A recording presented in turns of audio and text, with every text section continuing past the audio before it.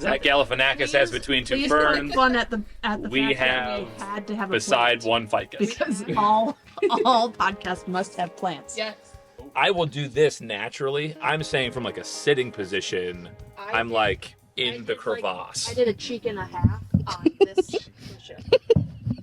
We can also like shift. See, we should already be recording. Oh, we are? Okay. No. Always be recording. All of this is on camera. Great. Yeah. Okay. Fabulous. So I'll comment now that this is a fake coffee mug. I do not drink coffee. So you will never see me with a cup like this. This will never. Nope.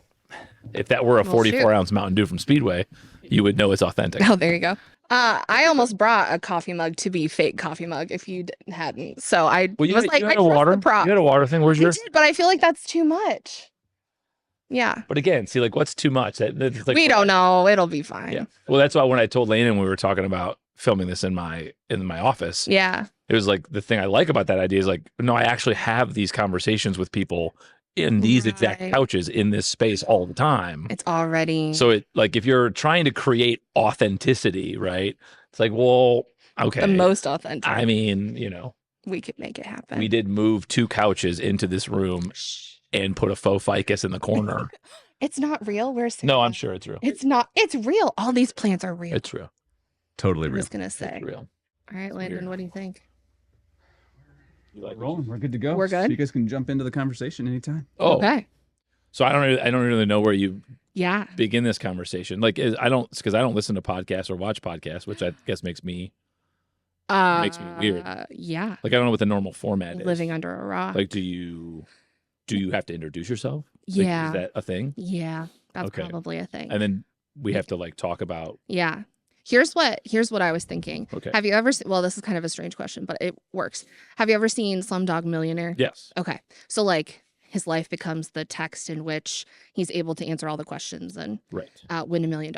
And so I was like, I think I'm just going to ask the questions in the like how I experienced them when I came to WCC.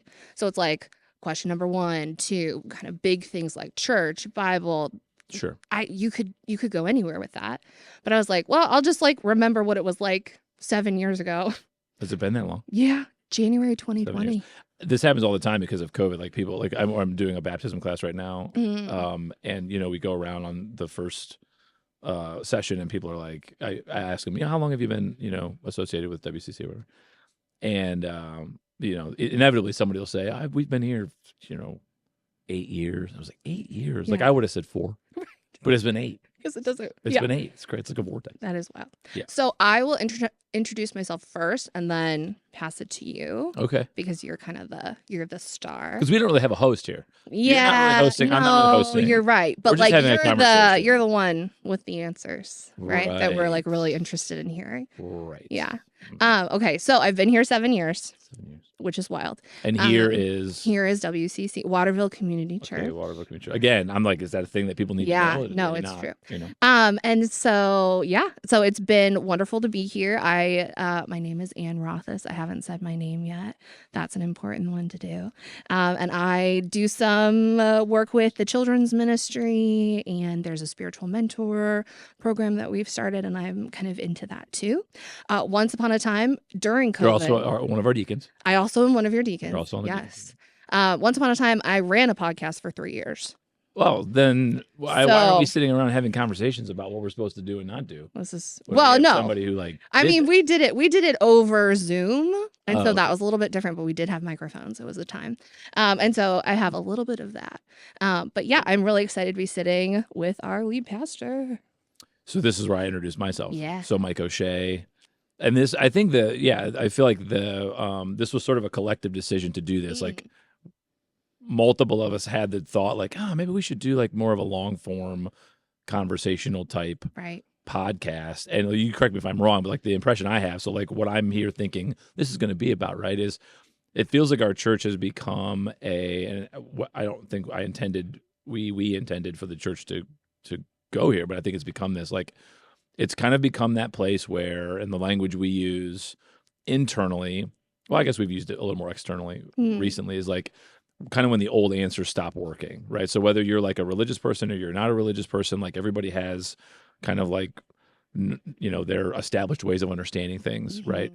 And eventually you see something you can't unsee, you hear something you can't unhear, you experience something you can't, unexperience. That's one. And somehow we have become, I think, the kind of church environment that has sort of created a kind of niche, like we can help you there. Like that's an okay thing to go through. Everybody, it's okay to go through that. In fact, you probably need to, but you need a space that can sort of incubate that one.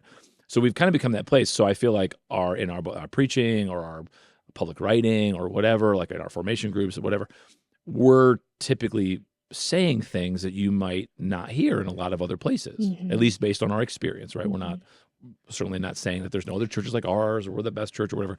But the feedback we get from people when they come here, again, based on their extensive, unique experience in church and religious spaces, is that they're hearing things that they've not heard before, and that's good news to them. It's helping them, right?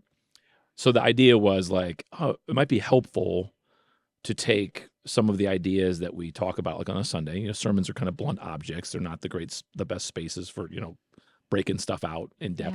Yeah.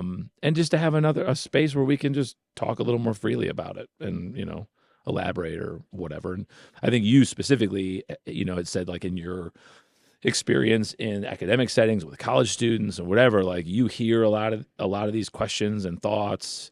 You just alluded to, like, you have your own, right? So I think that was kind of that was sort of the motivation for this, right? It was just like, let's just get together and let the conversation go where it goes.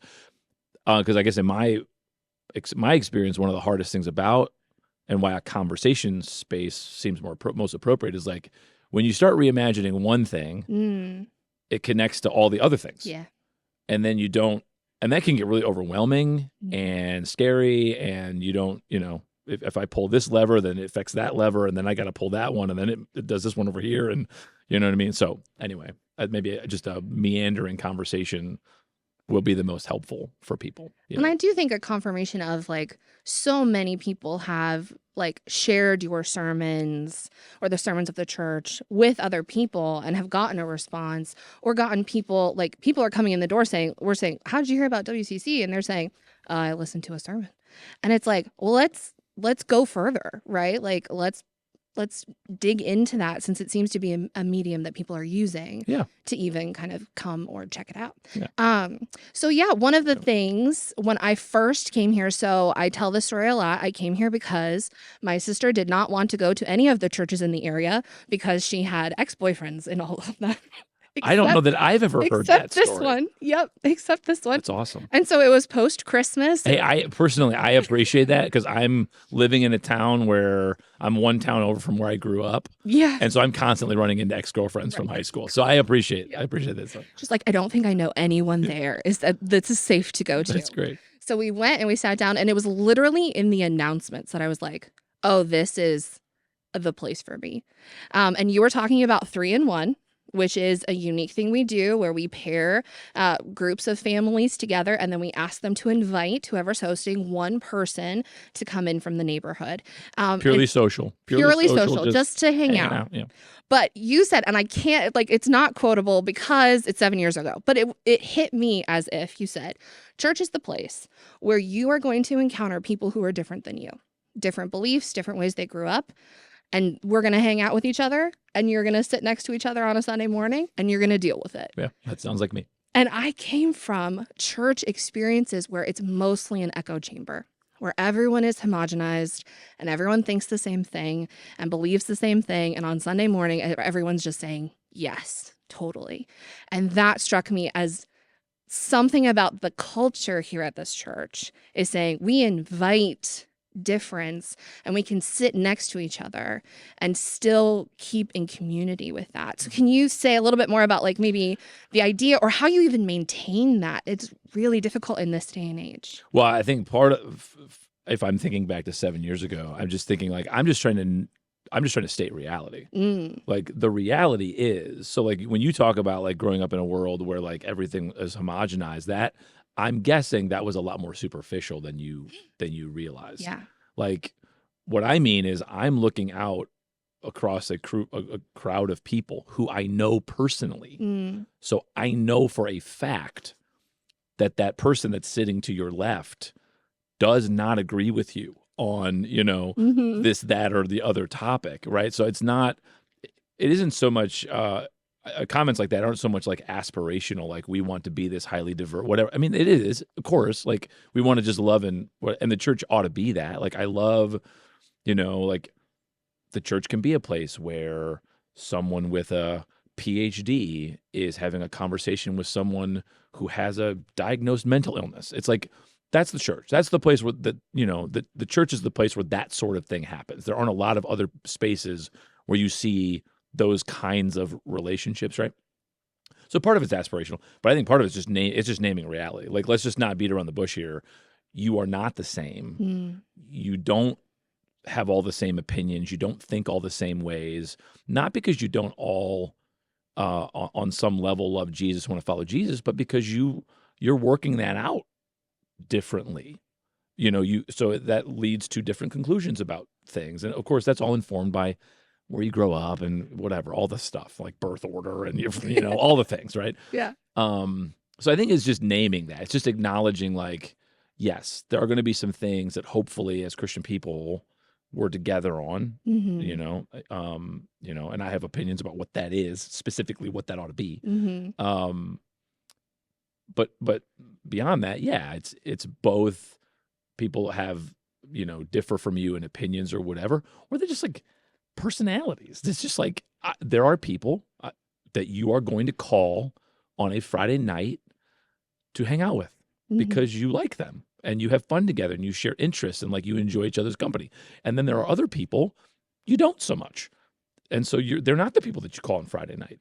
Right. But maybe like a contemporary way of translating Jesus's parable, right? About like, when you throw a party, don't invite your friends or whatever people, but invite the poor and the lame. And it's like, well, it's a little bit like that. Yeah. It's like, let's create space where you got to go sit and be with people that, you otherwise, based on other social factors, you might not call, Mhm. but they're important. They're your brothers and their sisters, and let's try to do that, right? That was sort of the vision for that program, right? Yeah. It's a little bit of kind of forced fellowship, forced community. You're going to put yourself out there, sign up for it, but you're going to leave it up to kind of staff or church leadership to like group you. Mhm. It's not forever. It's 3 times, right? It's not like a life sentence. No. You're going to get together for 3 meals or whatever.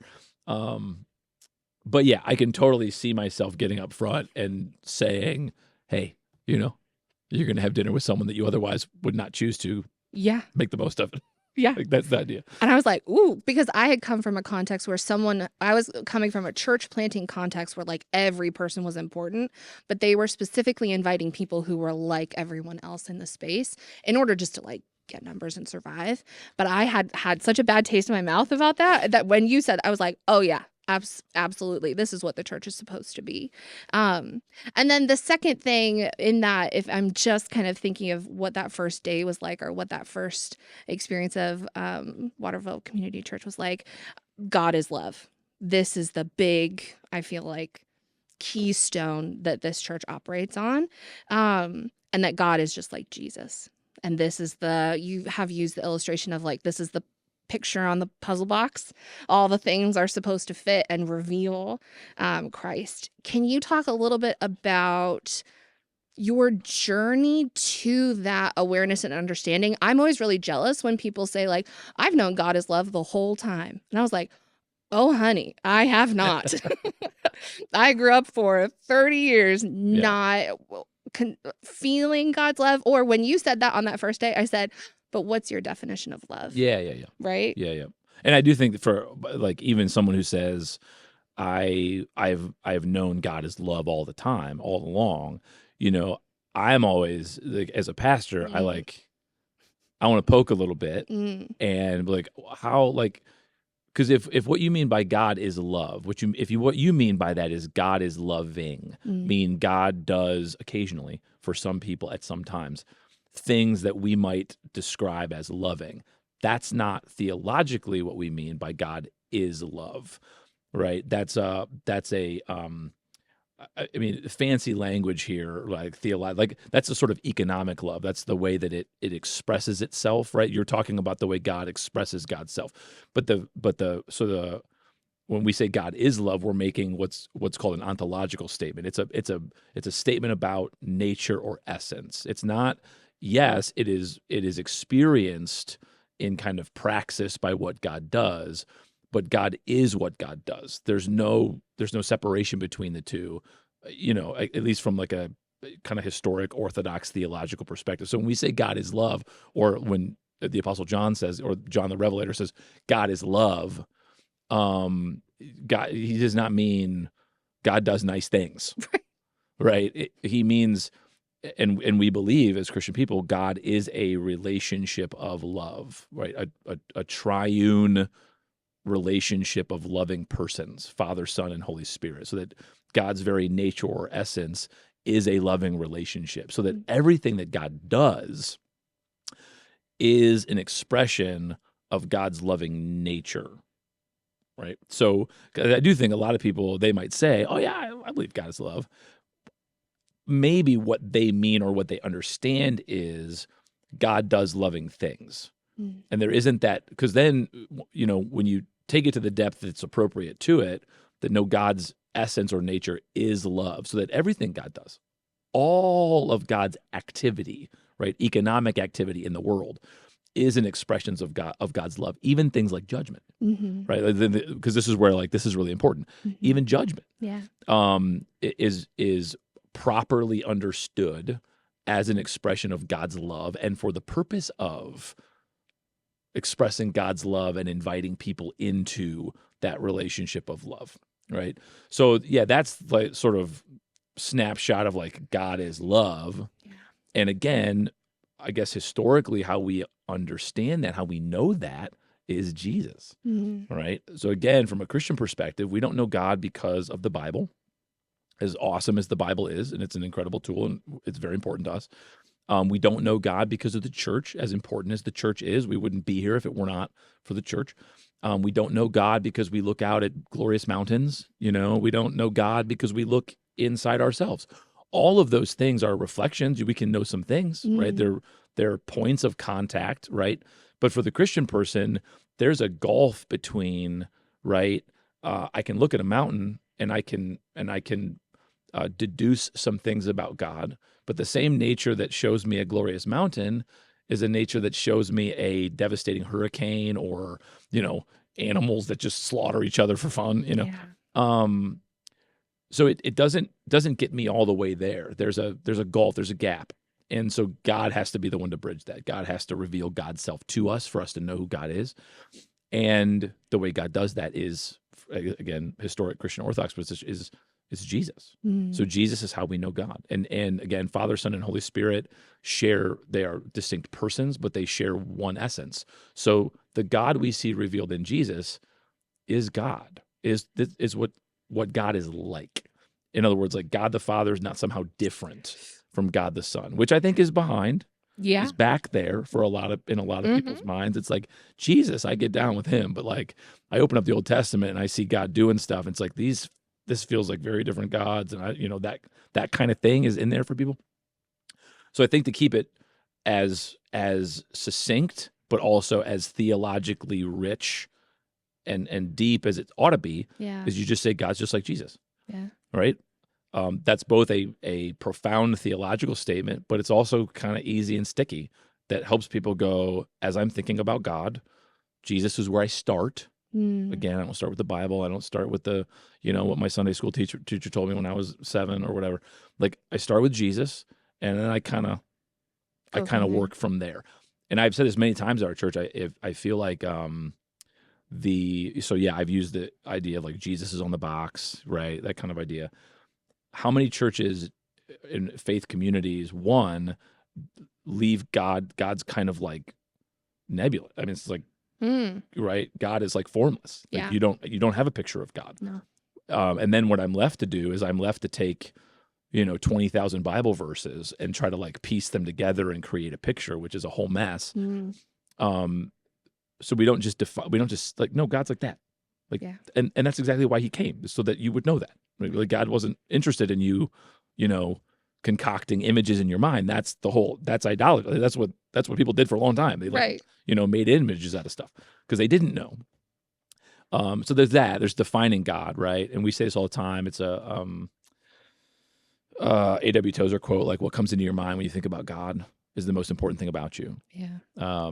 And so for us, we like what comes into your mind, we think about God, we want that to be Jesus, right?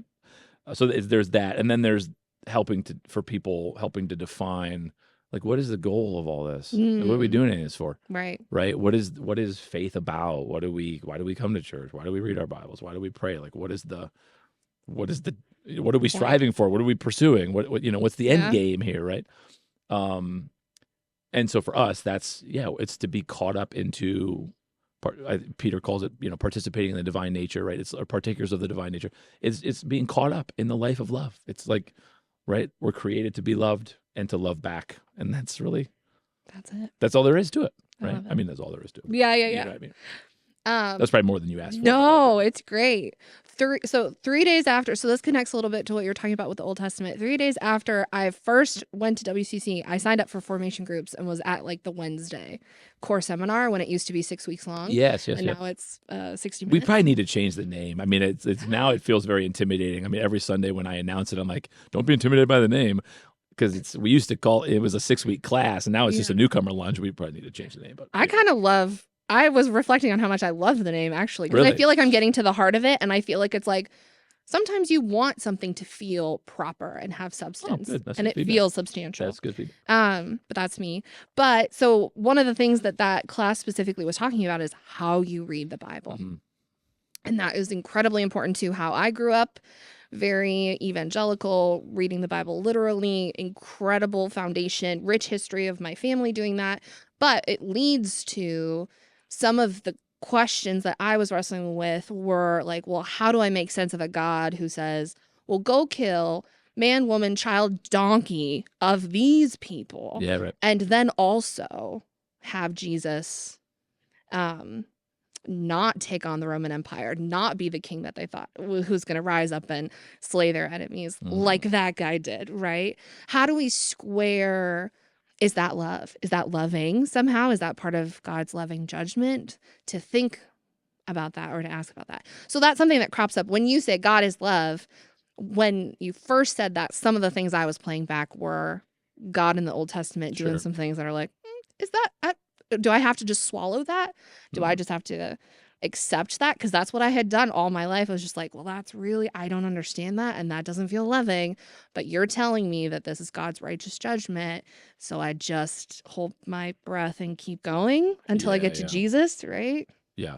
So obviously that's a huge topic. But I will say, so in the 15 years that I've been pastoring a church, if I'm having a conversation with someone who's asking any of these kinds of questions, anything that you would put under the larger kind of umbrella of faith crisis or faith questioning or struggling or whatever, okay, it almost every conversation almost always comes down to two questions. And the first question is, who do you think God is? Yeah. Right? What comes into your mind when you think about God? Okay, so who is God to you? How do you understand God? Whatever. And then, of course, there's a corollary question to that. Is like, well, why do you think that? Right? Why do you think that? And so I just got done saying, like, okay, what comes into your mind when you think about God ought to be Jesus. It ought to be Jesus.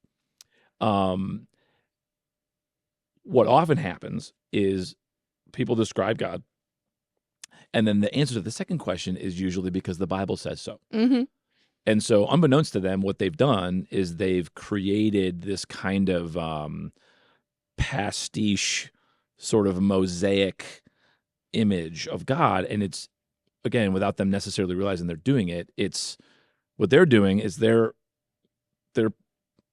playing 10,000 Bible verses in their mind.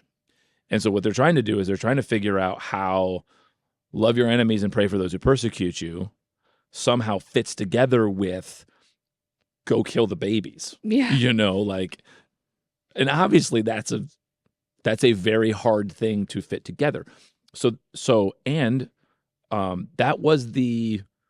was kind of like the original massive, I mean, one of challenges for the early church was we have these Hebrew scriptures, and all of Jesus's earliest followers are Orthodox Jews, fairly educated Orthodox Jews, as they were in Jesus's day.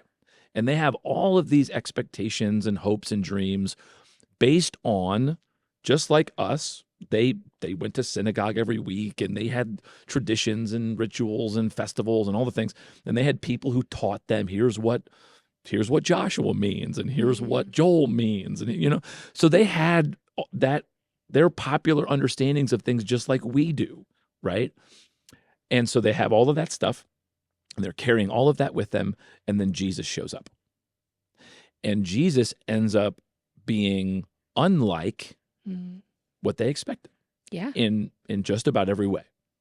Of course, that they don't begin to really, really realize and grapple with that until after he dies and rises from the dead. Him rising from the dead is like the watershed, like, okay, so he definitely is the Son of God because, he just came back from the dead. But he didn't do any of the stuff that we thought he was going to do. So we now have to go rethink what we thought we knew. So the process, and this is, I think, one of the things that you have to learn, right? The process is, again, you don't start with pick your predetermined category, whatever it is. So you don't start with this is what we think the Bible means. And then you try to work Jesus into those categories. Right. Because if you do that, that's how we end up on the cross. I mean, that's how he ends up on the cross. It's that people have their categories. He doesn't fit them, so he has to go away. Yeah. Right? Instead, what you do is you start with Jesus, because he's the one that rose from the dead. So you start with him, and then wherever you have like a discord or dissonance between what he said and did, right, with what you thought was right, because that's that was just the popular understanding. Yeah. You'd rework your understandings. You don't rework him, right? And one of the places where you have to learn how to do this is with the scriptures, and that's what the early church did. So they have their Hebrew scriptures, and now they have Jesus, and they realize we need to rethink these things. Okay, not everything that we thought was going to happen happened. This is obviously different than we understood. We need to we need to rework this. And one of the ways to think about the New Testament is that that's what they're doing. On just about every page, they're kind of documenting how their imaginations changed, their perception of reality changed as they experienced the life, death, and resurrection of Jesus. Well, then you get to a certain point now where you've got, there's all these New Testament. I mean, they're not called New Testament documents at the time. They're just letters and biographies, and they're floating around churches, and churches are passing them around and reading them and finding them very helpful, right? So they are now part of the kind of liturgical life of early Christian communities. And as any organization does, at some point you start getting to a place where you go, okay, which ones are we going to pick and kind of authorize? And, that you just got to go through that process, right? Yeah. Because as things get bigger and more people get involved, there are like quality control issues. And, I heard Joe Schmo was saying God knows what the other day, and we got to get on top of that. So that's kind of happening, right? So they made some decisions, right? They decide, and I'm being reductionist here. They decide we have to keep the Hebrew Bible. Yeah. It's Jesus's backstory. Like, if you're going to understand him, you really need this book. So they decide, in addition to collating their own set of sacred documents, the New Testament, they decide to keep the Old Testament. Now, by coupling those things together, which historically I think has proven to be a wise decision that they did that. Yeah. But now you do run into some problems. Yeah. Because again, if people are not clearly understanding that this is a backstory that we have to read and interpret and understand through the lens of Jesus, not the other way around, then what happens is you're assuming that they're kind of on equal footing. Right. And now I have to figure out how to reconcile God over here with God over here. Yeah. And that was actually where like the earliest kind of heresies in the Christian church came from. These were good Christian people who were essentially either a part of or had been handed a Bible that included Old and New Testament without that kind of key interpretive focus. Yeah. And so then they start saying things like, well, I think they're different gods. They're different gods. And so then we don't really need this one anymore because we got this one. And so let's just get rid of those. Or, there are all kinds of different ways that they then began to kind of work out. But all of the early, what eventually were deemed heresies in the early church, you could probably trace them, almost all of them, back to you have Old and New Testament coupled together, rightly, but are now creating this, how does this work? How is this God and this God? Like we know he came from God. He rose from the dead. Like we're convinced of that. His followers are convinced of that. But how do we reconcile? So like the struggle that you are having is like this is the perennial Christian struggle because we chose to keep these documents grouped together, rightly, I think. But oftentimes what happens is instead of people being just taught, no, start with Jesus and move out. Yeah. Start with Jesus and move out. Like, this is how we know God.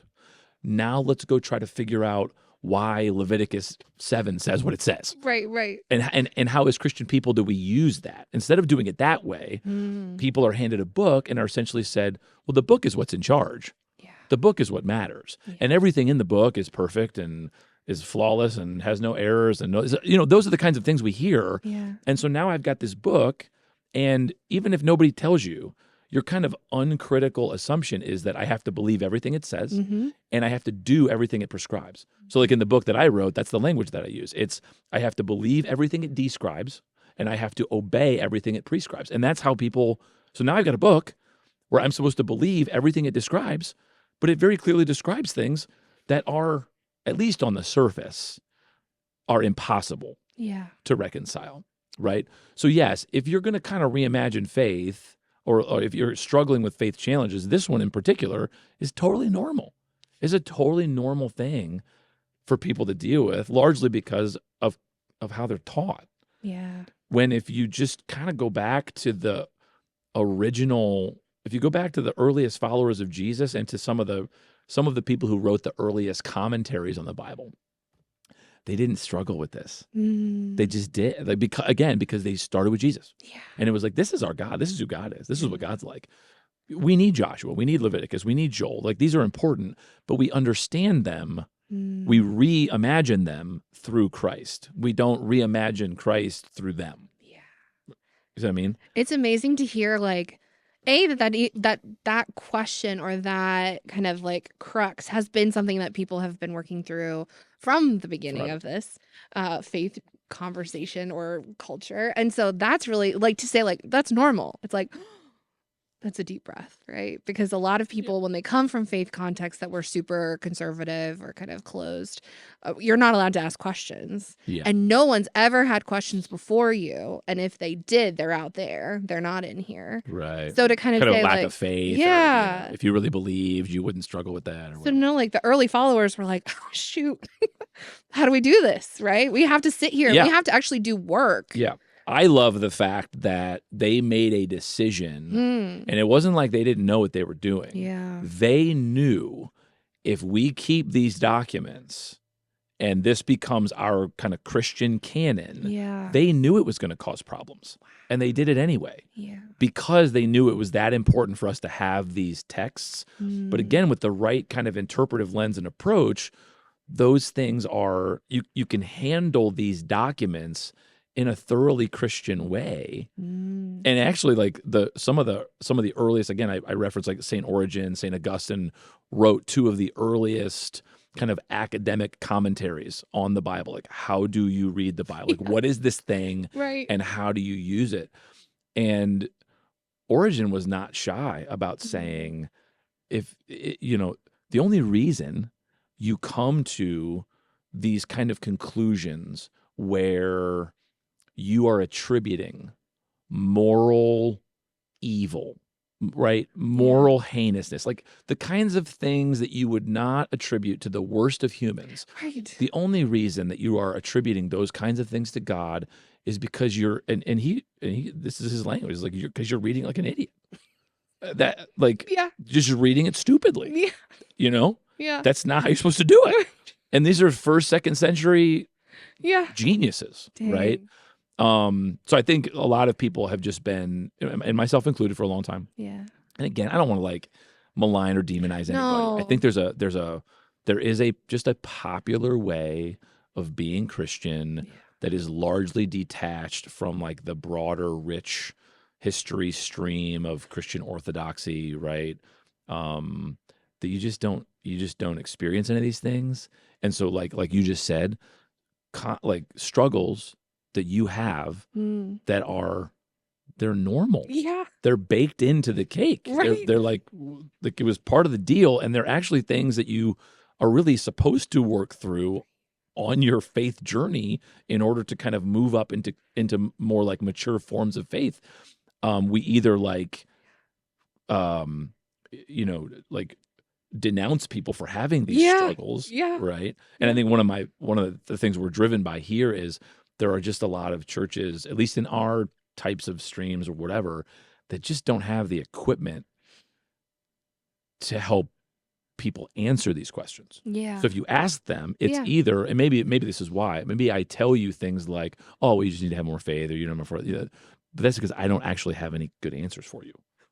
Do you know what I mean? Right. Like, whereas if I was really tapped into our history, I could say, you know what, that's a great question, and there are actually 12 different perspectives on it. You know, like of Christian brothers and sisters throughout history that have thought about this deeply, and pick one. Right. You know, it's right. like, That, I mean, I feel like that happens a lot to me when I sit in service, is that we're able to zoom out and kind of see there's a larger history, or I never learned church history. I only grew up learning the Bible, and know it well, and I'm grateful for that. But it's like to know that there are people throughout time and space who have been faithful and asking questions and leaning in, and we don't even know their names, right? Yeah. Like, from certain traditions, and it's like, that's an incredible. I just remember learning about some of the saints and just thinking, these are brothers and sisters in Christ that I have never paid attention to. I'm so grateful that now I get to learn about them, right? Well, so I think Brian Zahn says, and I love this, like you think about the Protestant Reformation as like a divorce, you know, mom and dad split up. Yeah. And he says, you know, the Protestant world, like, so the Catholic world and the Protestant world, like, there's the divorce, mom and dad. The Protestant world got the Bible. Yeah. The Catholic world got everything else. Got to keep everything else. That's what it feels like. You know, and so in a lot of Protestant circles, especially as, again, historically, as you move into what we would describe as more kind of evangelical circles, I think, like, again, this kind of historic detachment, or like, you know, people in the evangelical streams sort of act or assume that, like, they don't even think of it as a way of being Christian. They just think of it as it's just Christian. It's not a particular kind of brand or strand or stream. Yeah. It just is. It is, and it is what has always been. And that's just historically not true. And again, that's not to malign anybody. No. That's to just say what we would call evangelicalism today developed in the church at a particular time and place, pretty far removed from sort of, you know, the actual Jesus event, like by 1,500 years kind of removed, right? That does not mean that some of the core features of evangelicalism were not obviously a part of the early church. They were, right? But yeah, when the Protestant Reformation happens and, you know, the Protestants get the Bible and the Catholics get everything else, and now you've created a world where everything is focused on this book, and not just the book, but a particular way of understanding it. Yeah. And then we're essentially like, because a core feature of that kind of Protestant evangelical bent is like, we're the reformers. I mean, we're the ones we're the originalists, we're the primitivists, we're the purists. Like we're going back to the beginning, and we're, you know, and so there is I don't know if you experienced this. I grew up Catholic. Yeah. So growing up Catholic, I didn't, again, you grew up Catholic. I'm not even sure that I knew there was such a thing as Protestants. I just like, you know what I mean? Like when you're a Catholic, it's just like, that's your world, right? Yeah. And then as I started, you know, the next leg of my faith journey in Protestantism, with an evangelical organization in high school, I start realizing, oh, there's a divide here. And then that was the first time I started to experience this idea that, like, no, Protestants or like Catholics aren't real Christians. Like, you Right, know, right, yeah. and the hardcore is like, no, they're going to hell. Yeah. Like they don't get Right. it. You know, they're not about the Bible. They're about, Mhm. whatever, all the things. Yeah. Um, yeah. So I think there's something in the movement that actually militates against a connection to the broader stream of. Yeah, don't go over there. Don't look over there. Yeah. Don't. Yeah. But when you do, Mm. what you realize is we're not the first to have this conversation or to ask any of these questions. And in fact, people who are far like brilliant, we're just brilliant. Yeah. Men and women of faith throughout history have wrestled with this and written about it and speculated on it, and you know what I mean? Come on, yeah. And that does, I do think, on Main Street, like you Yeah. mentioned, on Main Street for the average person coming to church on a given Sunday, that's really helpful. Yeah. That's really helpful to know, like, I'm not alone. Lots of people think about these things. And the fact that I'm thinking about them does not mean that I'm like doomed to hell or like I'm a bad person No. or whatever, right? Yeah. It means I'm totally normal and beyond that. So that's helpful. It's just reassuring, right? Yeah. But then also it's like, no, I didn't mean my phone. There are actual answers to these things, right? Ooh, even Right. better. I mean, like we say answers. There are at least resources out there that you have never known about that could say some things to you that you might find to be very helpful. That maybe in your other context, you kind of just ran up against a like, well, I guess God's a mystery and we'll just Yep. never, that kind of deal. Yep. Which again, I understand why people go there, but like that's not really helpful. You know what I mean? Well, and I was told the Bible is a mathematical proof. If one thing's wrong, all of it's wrong. And so when you live in that kind of high stakes environment, well, if you question this over here, then you question Jesus rising from the dead, Right. and you actually have no basis for your faith. It's like ripped away from you. And so then genuinely just to survive and stay in community, you buckle down and you just say, well, because I want to keep this thing, I'm not going to ask any questions about the other things that are like poking and prodding. But then when you find out there's a rich tradition of people who are able to sit with, again, like coming back to what we were talking about at the beginning, sitting with difference, sitting with that discord, wrestling with it honestly, not just like patching over it. And then kind of like hearing wisdom from a few different places on this and just even having the conversation instead of saying, well, no, if you don't agree with me, like go find a different church. Yeah. So there are three things that you just said there that I think are really perceptive that are worth like sort of teasing out. The one is the idea that like, well, if the Bible, again, this is in certain streams. So for most of the Christians in the world, Yeah. and historically, this is not true of them. But there are a lot of Christians, and you and I, it sounds like we came of age in similar contexts, where the assumption is, if I am not able to believe in the, let's call it this sort of historical, scientific, archaeological, accuracy of the Bible, then I have no basis for faith whatsoever. Yeah. Then it just all unravels and it all goes away. So that my faith in God is literally tied not just to a book, but to a very, very, very specific way of reading that book. That is a very flimsy foundation for faith, like remarkably unstable, right? And that's kind of the imagery I use in my book. I talk about, like, in my introduction, my subtitle is rebuilding evangelicalism, or rebuilding Christian faith from the rubble of evangelicalism, and the metaphor I'm using is like the foundation of a building. Yeah. And if it's cracked, it's like the thing's going to come down. It's like it's not stable. We were not meant to build our faith on the foundation of a perfect book. That is not what it means to be a Christian person. It never was. Yeah. Right? Like the earliest followers of Jesus did not build their faith on a perfect book. Like the book is a gift. Right. Like I don't want anybody to hear No. me saying it's not important or it's not true or you shouldn't read it or any of those things. Yeah. It's simply to say Peter did not place his faith in Jesus Christ because someone gave him a Bible Right. and told him to believe everything it says, Yeah. right? Like people actually had a very real experience with Jesus in space and time and listened to him teach and watched him perform miracles and watched him die and rise from the dead. And then they went and told that story. Now, so yes, it is true. One of the ways that I have come to believe that Jesus lived, died, and rose is because they wrote that down. Mm. That is true, right? But that does not mean that, let's say, for instance, had they not, if you just speculate for a minute, had they just chosen to never write it down, Yeah. that I still wouldn't have known. Mm. They were telling the story, right? Christianity is it's a proclamation. Mm. Yes, some people wrote it down once, but it's a proclamation. It's a gospel. It's an announcement. Yeah. So our faith is as important as the Bible is, and thank God we have it, and thank God the church has preserved it and interpreted it and all the things.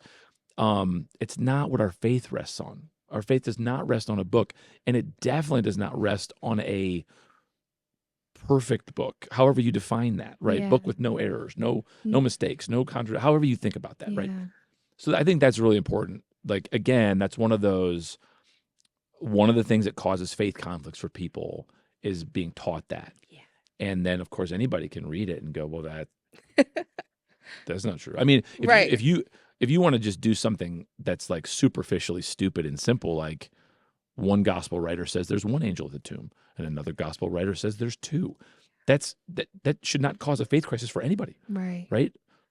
Neither of them were there. Do you know what I mean? Yeah. But that's a clear example of like those both can't be true. Mm. You know what I mean? That's not a big deal, but like Yeah. you get what I'm saying. Yeah. So I think that's one thing that you mentioned I think is really important.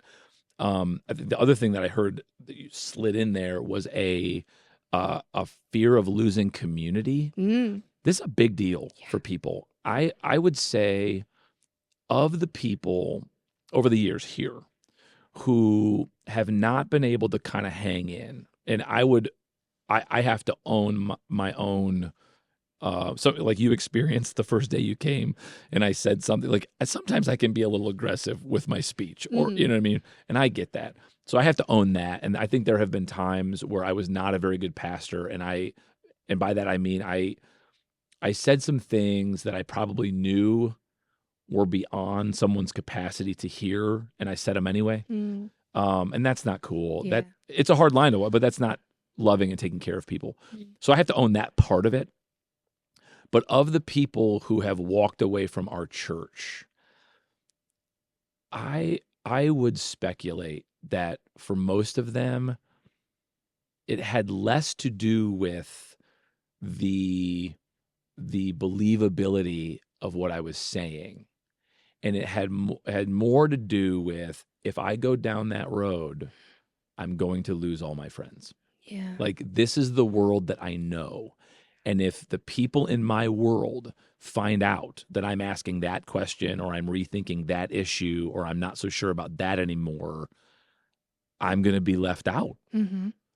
That's a very real thing. This is my tribe. It's my, my family. These are whatever. It's what I know. I mean, I experienced that a little bit, with my former organization that I worked with. It's just like, I knew when I started going down some of these roads, I'm buying my time here. Like, my time here is probably short-lived, because I'm not going to be able to, Right. like, I can see where this is going. Yeah. And I'm just not going to be able to stay here. Mm-hmm. So I think that's a real thing that I don't think anybody comes right out and says, Ann, believe the Bible's perfect or you're not welcome here anymore. But you just feel it. Yeah. You just feel it. And then that exerts a kind of social pressure that kind of keeps you in line. Yeah. Right.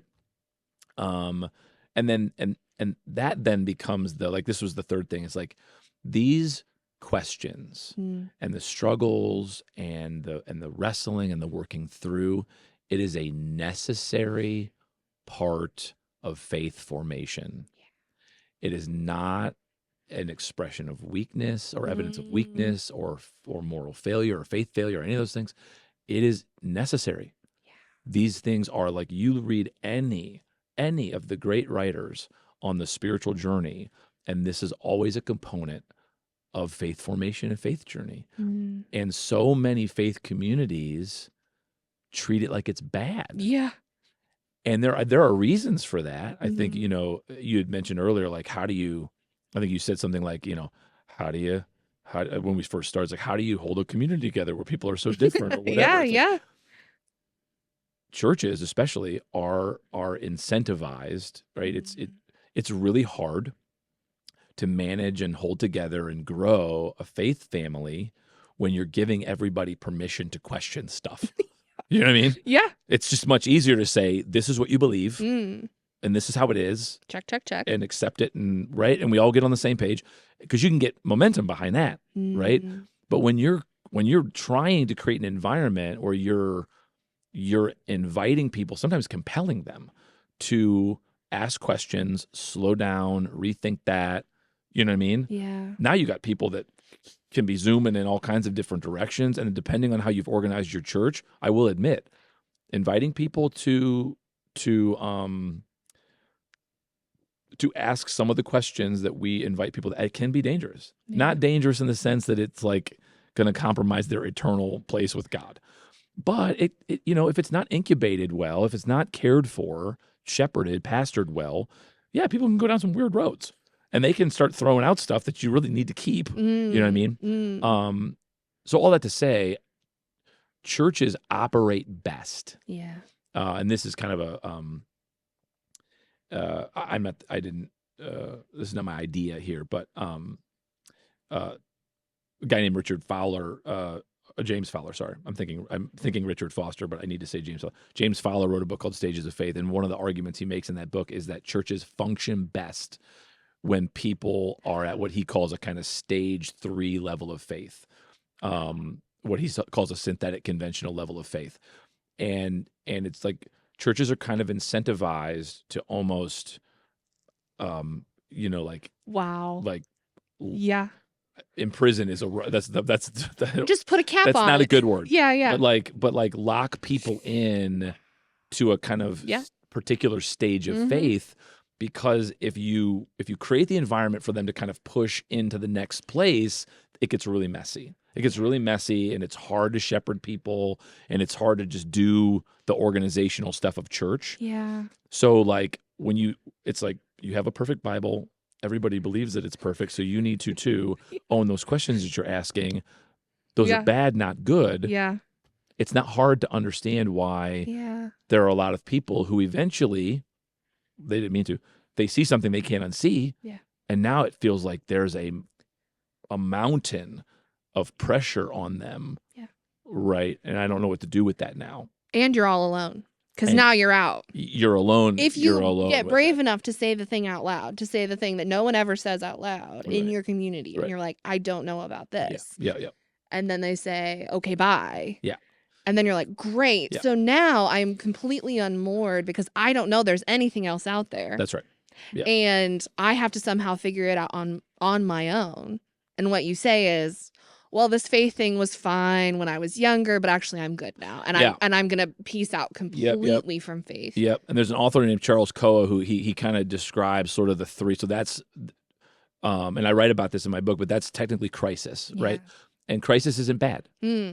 The Greek word crisis just means judgment. It just means it's time for me to make a choice, right? I've seen something I can't unsee. I've heard something I can't unsee, and I need to evaluate. Yeah. And crisis, so it can be really good. Like marriage is a crisis. It's a change of reality where like you got to make some decisions, right? So crisis just means time to judge, time to make some judgment, right? And usually what ends up happening is you choose one of three options. When you hit that moment, right? Mm-hmm. Option one is you just close it off. Yeah. Right? So you just pretend you didn't see it, go back to the world you were living in. My assumption then is you're always going to kind of carry around with you a little bit of that kind of shame of intellectual dishonesty. Like, I chose to not go down that road because I wasn't willing to pay the price, kind of deal. But that's an option. You can go down that road. Yeah.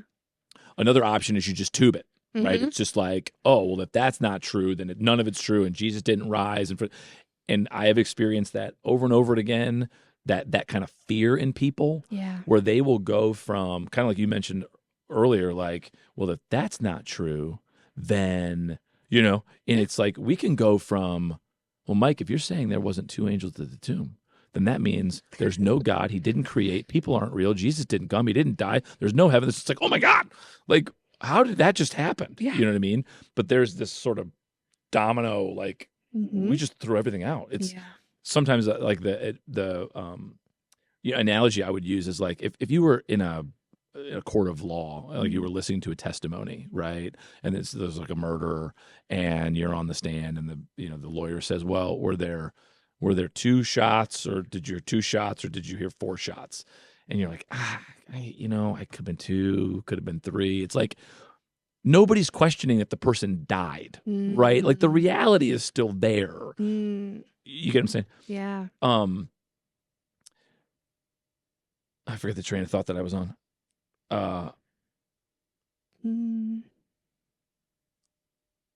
Yeah, just this idea that people go down, these sort of extremities of like, well, if that's not true, then like, Yeah. none of this is true. I've experienced that here with people, and so we were talking about Koa's sort of options. They chuck it all. Yeah. They just, it's, okay, then none of it's true. It's Yeah. like, well, that's not real, but a lot of people do that. Well, and in the same way that you kind of carry, if you remain in community, this was me for 30 years. If you remained in the community, you had these questions, but you buckled down and said, fine, and you have that like low grade fever of like, I don't like, there's some stuff that Not sure never about this. settle, Yeah, right? It's the same when you chuck it all.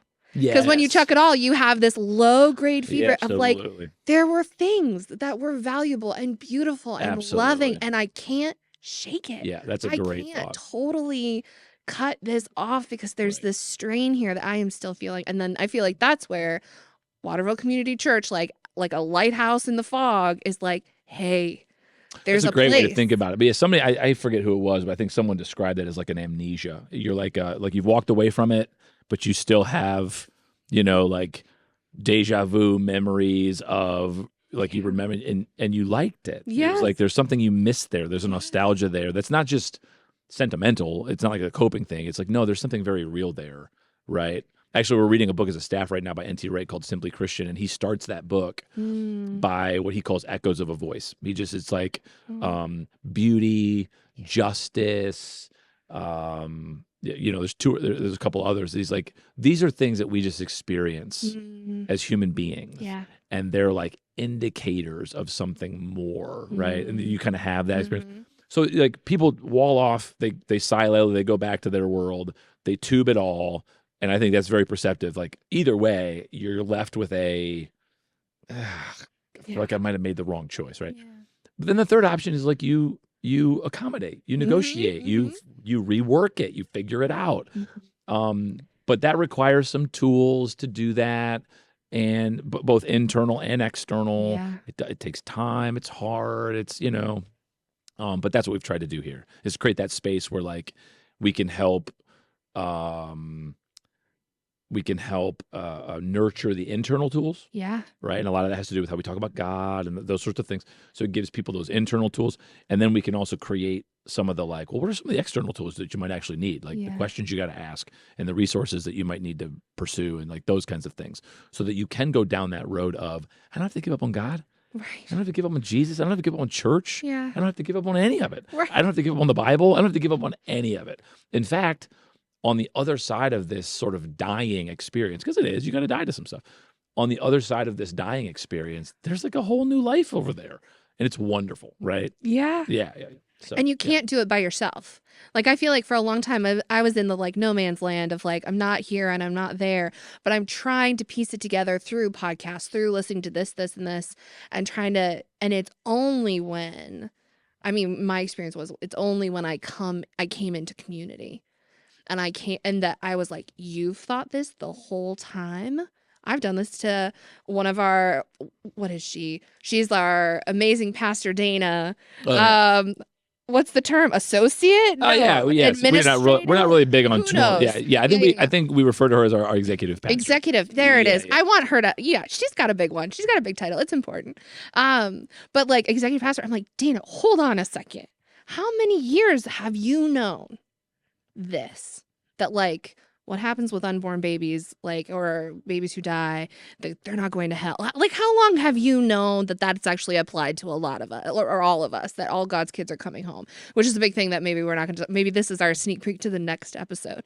But I'm like, I don't like had to sit her down and confront her because I was like, 'cause that's new to me, and that like I can't believe you've even had 10 years on that, or you've had 5 years on that. So to come and lead like community and to sit under leadership of people who are farther along the journey of this, what feels like a completely new land, is the best gift I've ever been given. Like Yeah. it's absolutely incredible. Well, And that's to awesome. know that there are people out there, because you feel like you're the pioneer, you're alone, you're trying to cobble it together all alone. And then you come in and you're like, oh, I have grandmothers and grandfathers who know this. Yeah. I have people who've been Yeah. walking this a long time. Yeah. And I'm not the only one anymore. I'm not alone anymore. I mean, that is balm for the soul. That's everything. Yeah. That's a good word. Maybe that's a good place to take a break. I think so. Okay. We'll do that. Excellent.